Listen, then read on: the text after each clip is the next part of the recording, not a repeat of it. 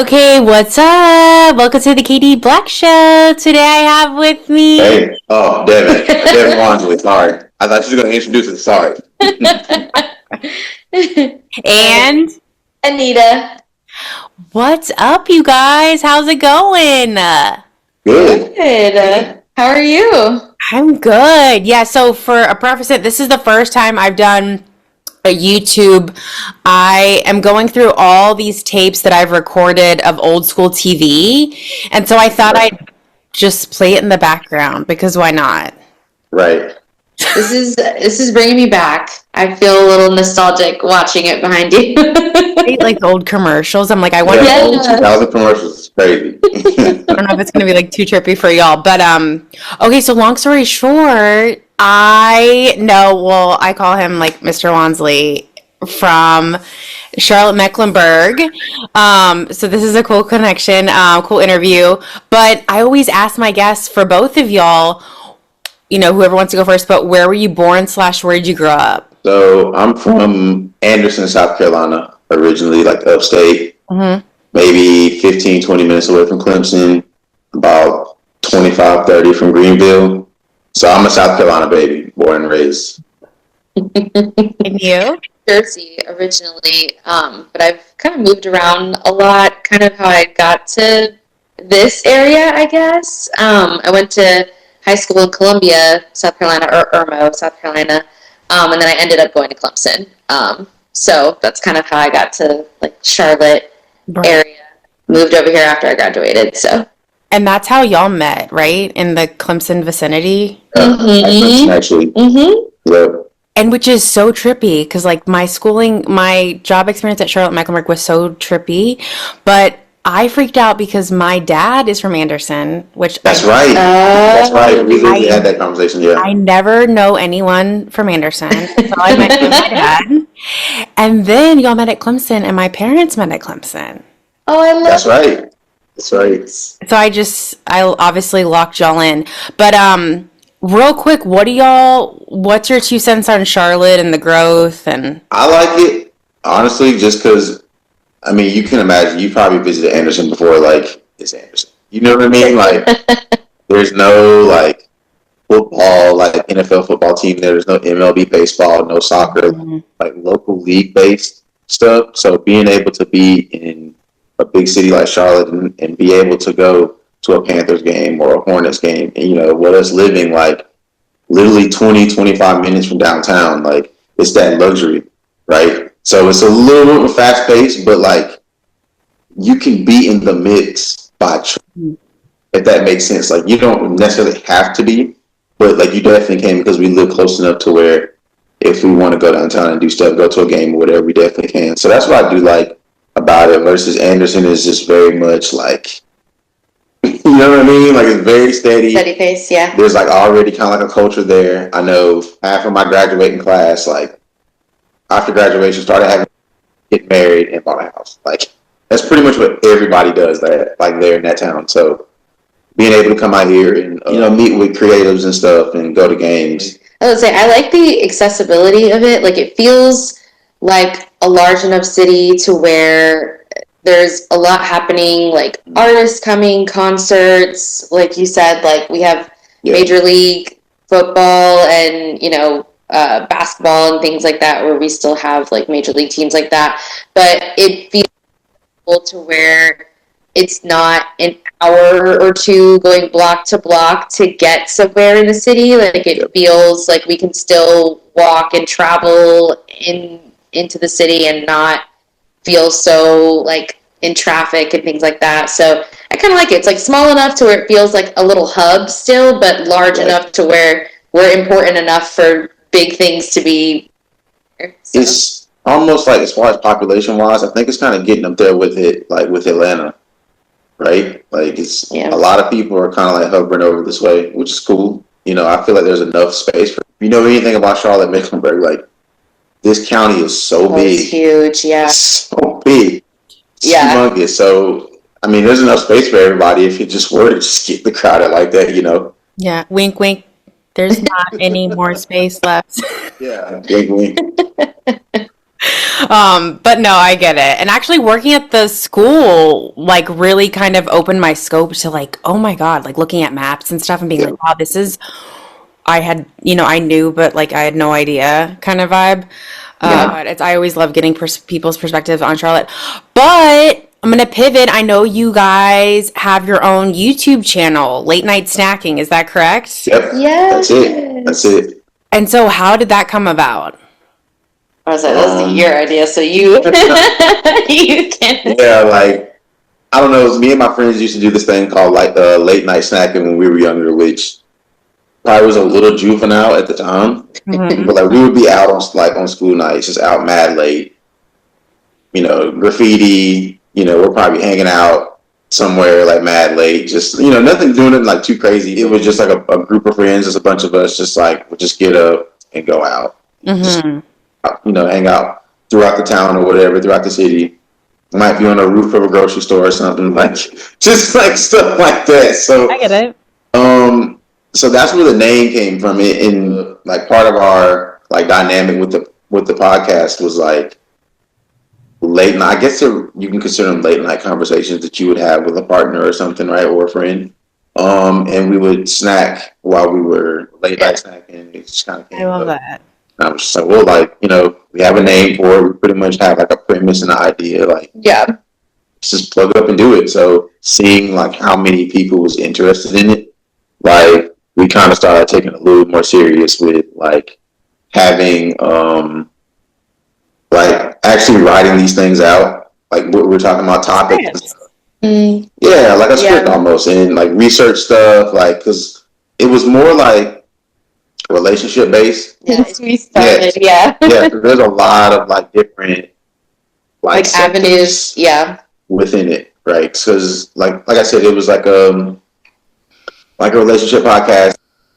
I know the time we were just dating. This was before we got married, so just like how it was like living together, and basically just going throughout like together, experiencing that before marriage, up until we did get married. So like we have like wedding footage and all that stuff on there. And then from there we went to like doing snacks and like reviewing snacks or whatever, just because we just kind of felt like it got boring, I guess, with just having two people and just kind of like going in on like relationship stuff. You know what I mean? Like, how that can kind of like get tiresome. Like you only can kind of talk about that stuff, but so much before you're beating a dead horse. Right. So we started doing like snack reviews from like international snacks, things like that, restaurants. So very cool. No, yeah, and I love like the image that you guys have on each video before you click on it, like this. The little thumbnail. The thumbnail. Yeah, I thought that was creative. But I will say, and I just kind of had this aha moment. This is my first time but this is my first time interviewing a married couple. So yay! First. So my question to that sector of being married, what happens when, one of you doesn't like the other's friend? And they're like, yo, that's my friend of yours or whatever. Ooh. Honestly, to be completely honest with you, Katie, like, we haven't experienced that. Like, my friends literally, whenever we go, like, if I go somewhere and I'm by myself, it's always like, oh, so where's Anita? Like, I'm not good enough anymore. Like, I'm chopped liver. It's like, package deal, right? So, if I'm around, they're expecting for her to be around. Like I said, majority of my friends are, like, they're all married too. Some of them have kids. So, all in that dynamic, right? Where we're all, married, like early 30s, mid 30s. So, I mean, she just went out to dinner with some of the friend wives. Oh yeah, this past weekend. So that's like a normal thing for them. They get up and do stuff. Awesome. Hang out, go to dinner, dance classes. I mean, honestly, I haven't. It's just it's not an issue. Yeah. Same. I mean, I think so. I guess to like, what's the word I'm thinking of? Put ourselves in that shoes. If that was the situation, like, what would we do? Like, yeah. Because not to put too much business out there, but your previous relationship was the case where your partner did not like your friend. So I guess like if that was the case now, what would you do. I feel like it would just be a conversation with us, but like I don't. Realistically, yeah. Yeah. Like, I don't know. Like, I'm more of like a reconciliation type of guy, or like I'm known as like the glue within my friend group. Mhm. So friends that I've been cool with 20 plus years, and I have them intertwined with the friends that I've maybe just made the past 5 or 10 years, right? And we all just kind of like do stuff together. So I'm kind of like the glue in that dynamic. So honestly, I'd probably just approach it as just maybe having a conversation, right? Like, Yeah, I just, guess it all. I guess it would be like a case by case basis, right? Of like, Mhm. why don't you like yeah.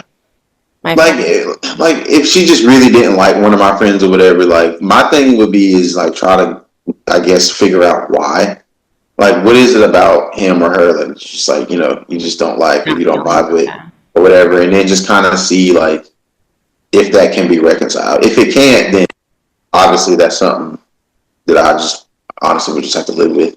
You know what I mean? Like, I'm not just yeah, we're getting a divorce because you don't like my friends. Like, no, I'm not gonna do that. Like, Right. that's stupid. So, but thank God we haven't experienced that. Yeah, no, Yeah. no. How would you like, I don't know. I'm trying to put it like as a matter of fact, what?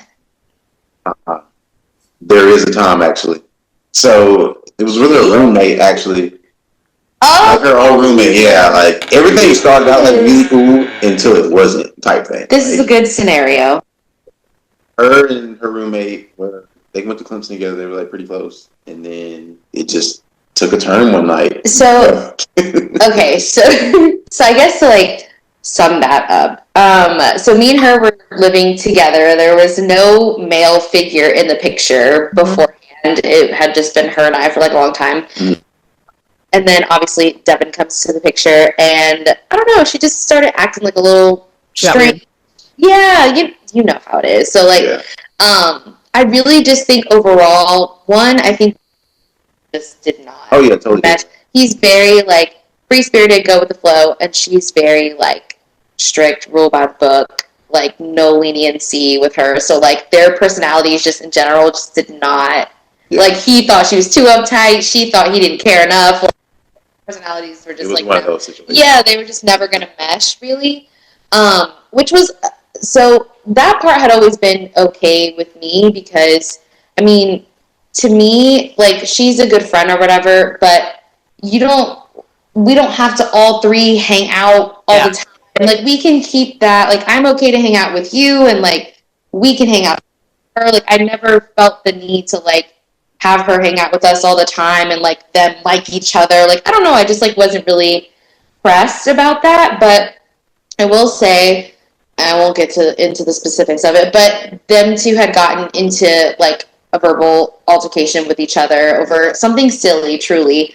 But I was in on that, meaning I was on the phone with him and she didn't know that I was Yeah. on the phone. Like full on like screaming. Yeah, she was, I felt like she was like very disrespectful to him and like things that she was saying to him, and like that's kind of where I crossed the line because like okay, you don't have to like each other, that's always fine with me. I'm not going to force you to hang out with my friends or force my friends to be around you, but if it gets to the point where now you're like being disrespectful both ways, like even if you were disrespectful towards her, I would have said something to you too. I just like there's don't cross, and so she did, and I had that conversation with her. And I mean, that was what 6 years ago. We haven't spoken since, and that's just like been that. Like my lease was up a couple months after that. We just didn't talk, and like I haven't seen her or talked to her since. Yeah. But like, and I'm okay with that. Like I don't one disrespect somebody, especially somebody that I love. Like now, I'm like, Yeah, it's a different vibe.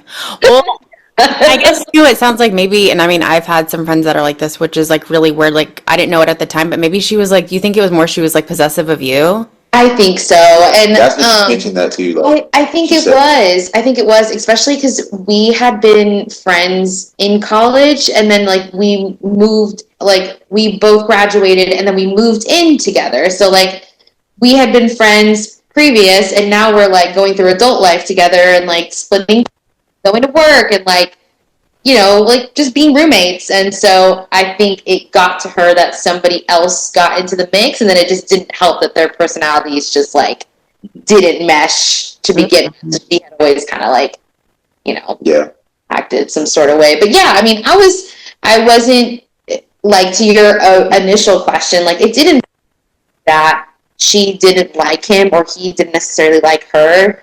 It's just like, once the disrespect line gets crossed, now I'm like, okay, now we gotta assess. Yeah, now we gotta take a look at, is she worth having as a friend? Are you worth having as a partner? Like, now we can kind of assess, because you've like stepped out of bounds. But other than that, I mean, it didn't bother me that they weren't. Yeah. Thanks for sharing. And if you're 80% of my tapes are MTV.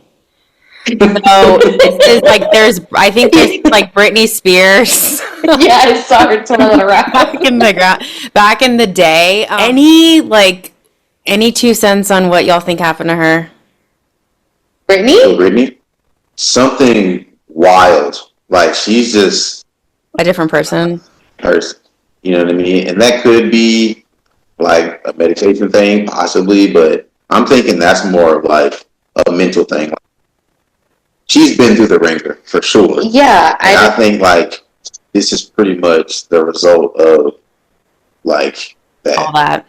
Yeah, I think the conservatorship, I don't know if it was started with good intentions, but obviously it didn't end with good intentions. So I think she just spiraled from there. Yeah, that's tough when you have other people dictating what you do and your success, especially being at that level of success and having people pickpocket into your money and have a say in where you perform, how much you make, what you do. Like, that's just like tough. So, and it also seems like, I don't know, like she's in like a locked in a cage situation. You know what I mean? Like, so she loved it.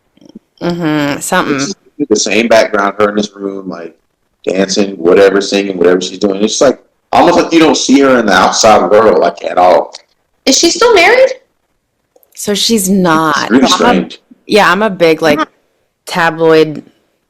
You know, obviously I'm unique that like I was like, 11, and I'm like recording like hours and hours of MTV. But I don't know if she's an unsolved mystery to me anymore. I just think she just kind of like maybe like had a lot of fame at a really young age. Didn't have that played a part. The whole song and dance, it, and then you do add the conservatorship, and just awful. I always say, like, why does conservatorships? I like researched a little bit. Like, you never hear of it happening to like men. I know. What's up with that? It does raise an eyebrow. Right. But the only kind of theory that I've had is I like see her social media and I wonder, kind of like what you're saying, where it's like the same, like she's just in the house and like dancing. Dancing around. Yeah. I have this theory that like she recorded a bunch of videos during COVID and like she's still releasing content from 2020, 2021, 2022. But some of my friends think that like she's not even in control of her account. I don't know. Yeah, that's true too. Yeah. That's dude. It's sad. Like, when you see an icon like that just kind of diminish like that, bro, like in real time. I want a comeback story. Lindsay Lohan's comeback story is just fabulous. I want to see that one. And right? Yeah. Yeah, we need to go save Amanda Bynes now too. Like, she's coming back a little. You wonder, I don't know, I just always, not to harp too much on that, but you just wonder, like, or all these like pop, because I feel like, maybe Michael Jackson was like a little bit before our time. Like, I mean, he wasn't, but like, just the people that we like all kind of generationally grew up with, you wonder, like, do we get to see like what happened? Like, do we find out what happened? Right. My pop culture mind only. I hope.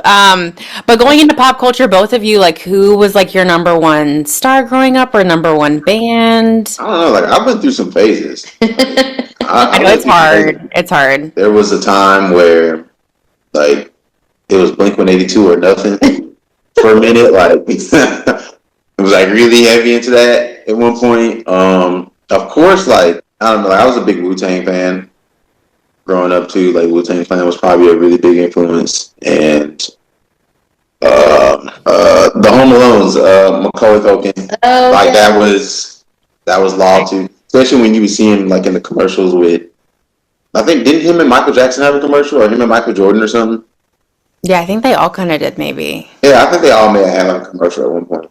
But yeah, I went through some phases with some things for sure. Yeah, I was watching you. I'm trying to think. I don't know. I'm a Disney girl through and through, so anything Disney was like my shit from like elementary school all throughout middle school. I don't know. I'm more R&B kind of vibe now. I've chilled out. I've mellowed out a little bit. But yeah, I went through like a rock phase too. I loved all that. Linkin Park, Blink-182, like that. I don't know. Did we all go through that? Like by 5th grade, Good Charlotte was it. Good Charlotte. That was another one I was really The Killers, like I was on all of them, yeah. Yeah, that's so. Yeah, I mean, it's even because I always say I ask people this, and if like someone was to ask me, like I'd feel like I'd have a different answer. I was just about to ask. I feel like we all kind of went through. Yeah. Like little different. I can honestly say though, like I was never like a go hard like Usher fan or anything like that. You know? Yeah. What? Like I was like he was cool, but like I was. You were never like obsessed. Yeah, like especially like how everybody was about him at the time. Like I was just like, yeah, he sings like James Brown did this. Like funny. Yeah. No, but I get it. Yeah, yeah, Usher was like, well, even too, like, and again, me, like, I'm just a big analyzer. Mm-hmm. So, like, I analyze what I looked at as, like, you know, observed in pop culture and then, like, now.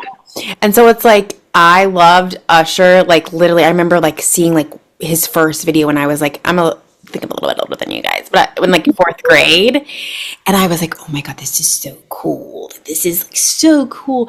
And then it wasn't until like I got to like maybe even like high school or college that I'm like, that was some really sexual shit. Oh, and, like, had no idea. Yeah. Yeah, it totally like I think okay, right? It's literally, we said this the other day. I can't remember what it was about, but we were singing something, and I was like, we were singing this like when we were that young. Like, what do we know about any of that? Nothing. But we were there, Lil Wayne, all that. We were singing all types of things. Like I know, like coming up, like I was really big. Like one of my biggest crushes was Topanga from Boy Meets World. Like Winnie Cooper from Wonder Years. Like that was prime TV for me. Like Brady, Wonder Years, and what is it? Boy Meets World. Yeah, Boy Meets World. In that order. It's like, yeah, like I told her like some of those shows like made me. You know what I mean? As like a young kid. You know what I mean? Like I could understand like these were characters that I could kind of like see myself in. Mm-hmm. Especially Kevin being the level when you just kind of have that girl who's like you have a crush on. Like I was going through that in 1st grade. Like I feel that, bro. Well, I guess I've never really thought about it this way, but like, I mean, it was just like really especially like all the TV shows that we were like shown, it was just like really great like storytelling. And I think that like we all kind of got the phone later. So it's not like we were like actually like intently like zeroed in, right? I mean, that's what taught me so much. Like Oprah, like, I know you guys are going to laugh, but like Oprah's show, like taught me everything. Yeah. Yeah, literally. Fair enough. And my mom was like really big, especially when we were cleaning the house on Saturdays, like that background music. You know how you just kind of have like background music playing? It was always like Montel Williams and like Ricky Lake. That was like really big at our house. Was like Ricky Lake and Montel Williams. That is so funny. But like obviously like I'm obsessed. Yeah, I don't know. I just have always been obsessed with like anything on television. Yeah. Yeah, but that's back when TV was actually good, though. I know. It's whack now. Everybody traded in cable for Netflix and Fire Sticks and stuff. And it's just like, bro, this is stupid. Like, I know. It's just not the same vibe. Well, real quick, obviously from your firsthand experience and from what he shared or what your experience, like, what do you guys think about like the generation now? You know firsthand since you teach them. Yeah, considering that I work with them, they're hooked. And I think, like, I feel like all in the same breath with having that opinion on them, we have to think about who their parents are, which is, like, people probably my age. So, part part of it we kind of dropped the ball on in a way, but they're not where like they don't know anything. You know what I mean? They're very smart. Now, mind you, there's a huge difference in between being intelligent and being smart. Person to person intelligence isn't there. You know what I mean? Like what's socially appropriate and what's not. Like I don't think that correlates. Like they don't, you know what I mean? Like especially with the quarantine babies and stuff, like to them, like to us, we know how to act in a classroom. You go in, you sit down, you take out your stuff. Like no one really had to walk us through that. Them, you have to like hold their hand and like walk them through that. You know what I mean? How to behave in the classroom because they really don't. You know what I mean? Like especially if you quarantine group and you did virtual school for like 2 years, 3 years, and then like you going into middle school and it's just like, oh, I know what this looks like, but I don't know how to navigate in this. You know what I mean? Because to them, it's just school, but like the behaviors like that goes along for the classroom. You know what I mean? Like, does that make sense? Oh my God, yeah. I mean, kind of like I feel like I've kind of like I haven't totally blacked out my experience, but Like, you know what I mean? Like a kid would like you'd have a student who might like stand up in his chair like as a 7th grader or 8th grader and like crack a joke or throw on water across and like then when you say something to him or you try to like discipline them, it's like, bro, like you're doing too much, bro. Like you're doing too much. I didn't even do anything. What? Bro, you're standing up in the middle class flinging water everywhere as an 8th grader.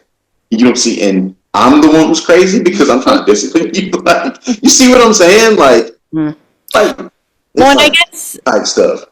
And I guess for people that like don't know, it's just almost like, yeah, if you like think about like your childhood like school experience, whatever, there was always, of course, like maybe like 1 or 2 kids a class that like were the troublemakers. And like at least from like what I experienced, like just imagine like I don't know, 80% of the class, Right. like that's like that.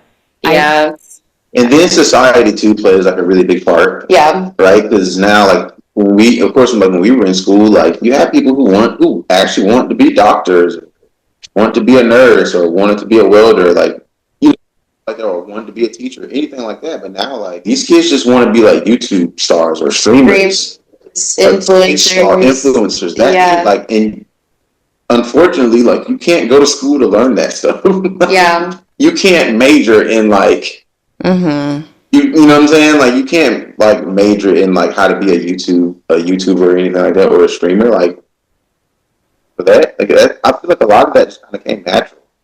Yeah. Like you have like the Castanets and stuff like that. I feel like they learned it in real time, like just by propping up a camera and like sitting in front of it. Like there was no real guide or a specific way to do it to make yourself successful, right? Yeah. I think there's pros and cons. I like for the next generation, I like that they're the first ones that are kind of taking textbook ways of society and being like, why are we doing stuff like this anymore? Like, yeah, these people determined this back in like 18 whatever. Like, why are we still rolling this way with things? So I kind of like that I guess maybe older people would call them like woke or whatever, but some people take advantage of that, some people don't. But I kind of like that they're a generation of like go-getter people that want to like make some sort of change with the way things used to be. I like that. The social media thing is tough, right? Because like we have technology now, which is great because they're a generation that can kind of take things over the ledge and over to the next step because they have technology at their fingertips that like we didn't have access to. And I mean, we were on desktops in 1990 something doing desktops. So like the fact that technology is just so much more advanced now and they can take that to the next level, like that's great, especially with like science, medicine, like things like that, cures to different things, like that's awesome. But I feel like the downfall of it with technology and social media and stuff like that is like now things like suicide rates are up because people are bullying each other online and lives there and stuff like that. But it's like pros and cons. Like, it's great that we're advanced, but it's almost like, are we too advanced? Is it too accessible? Like, Right. Where's the line? the access to it that young, so I don't know. It's like, it's tough. There's like pros and cons to it for sure. I honestly think like how we kind of got a piece of society. Well, for some of us, like especially if you were like middle class, like we experienced every bit of society in like increments, right? Like a certain age before you got a cell phone, a certain age before you were able to like go and hang out with your friends at the mall. These kids are getting all this stuff all at once. Yeah, it's to them it's overstimulating, but it's like they thrive in chaos, which is wild. Like, because what it did was like, I don't know, I kind of feel like it birthed like this creativeness in them, like, you know what I mean? Like, they're not afraid. They have like this fearlessness that we didn't have. True. Like on like a 10th. Yes. Thank you. I believe in this thing so much to the point to where like I don't even see failure. Oh, I'm not gonna fail. Like, I'm not even worried about like no plan B. Like, they don't. That's not an option for them. Is what am I gonna do if this doesn't work? No, this is gonna work. I'm gonna make it work. And I think that's how you get like the Usher Speeds and the Castanets who are gonna, you have Speed who's like barking at people, like, you know what I mean? Not too cool to look goofy to get where they want to be. Which I feel like with us, like, we kind of cared a little bit more about our image. Absolutely. So much more, like, real quick, because I do want to ask one more thing before it cuts me off.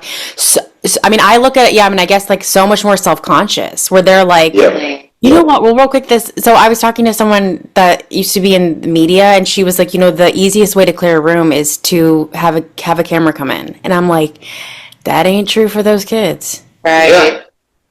But I want to ask you guys, since you're late night snacking, and I do love this question, real quick, over a minute to go, what would be y'all's last meal? I know it's like dark, but make it fun. You know what I mean? Oh my God. I love chicken wings. So a big spread of just like a bunch of different flavors of chicken wings and fries and ranch. Ooh, yeah. I love ranch. Head over heels about ranch. Yes. Me, it'd be a mix between like Thai food, like some type of like ramen, and then like Indian food, because those are my two top favorite foods right now. With like Italian honorary mention, of course, but like those two, that's the way to get me. Is like Thai food and Indian food for sure. So wow, I dabble in both of those in my last. Oh my gosh. Well, like I said, I'll wait till it cuts me off, but like, what'd y'all think? So fun! Yeah, this was like really good. That's awesome. Yes. So how many of these have you done? Well, that's a great question. Well, I don't really, isn't that so sad? Like, I don't really know. Like, this will probably, like, I've done over like 90 YouTubes, but like, it's not a consistent stream, because then I have the main show, the Katie Black show, and then I have the after show, which this will be posted on. And then I have a sports thing. And it's like, even saying it just doesn't, it sounds kind of